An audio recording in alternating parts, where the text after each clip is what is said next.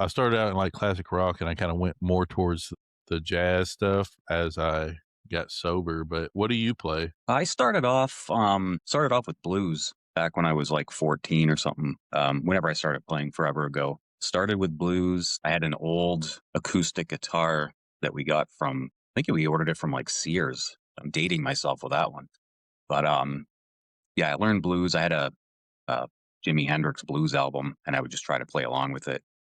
And then I got into metal and classical and all that other good stuff. And Everything. yeah, kind of. So do you have like you're about to record? Are you going to post any of like your songs, Yeah, or do at you some have point. some? I've got partial stuff.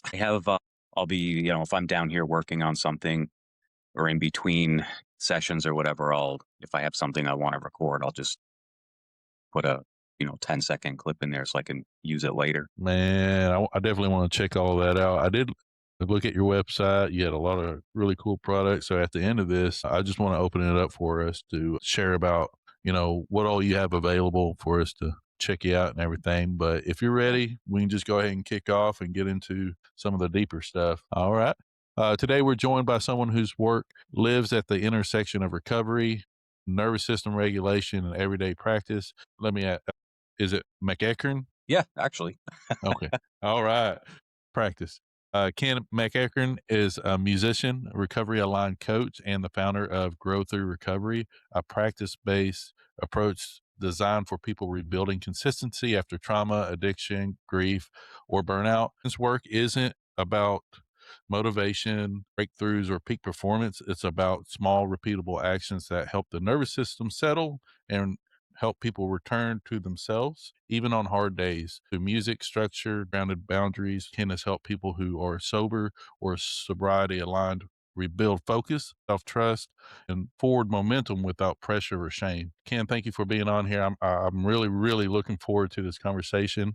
One of my first questions are what did stability look like in your life, and how did you learn to survive instability? Uh, Stability isn't something that I had. I grew up in a very, very unstable household. So I didn't really know what stability was per se, because throughout my youth and early adulthood, I just assumed that all that was normal, all of the chaos.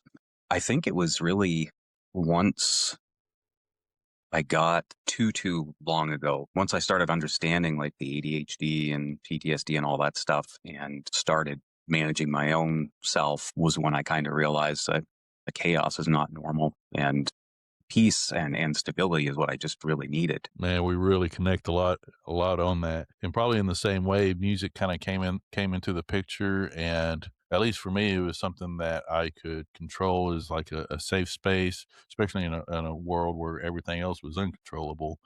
When did you first notice music as something different, as not just entertainment, but maybe regulation? I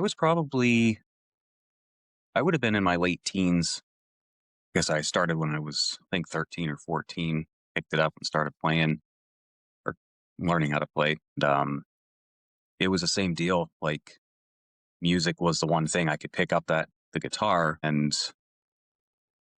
I had control over what I was doing. That's what I loved about blues. It was like another language, because I didn't grow up Mm. with any emotional or mental. I had no idea about that stuff.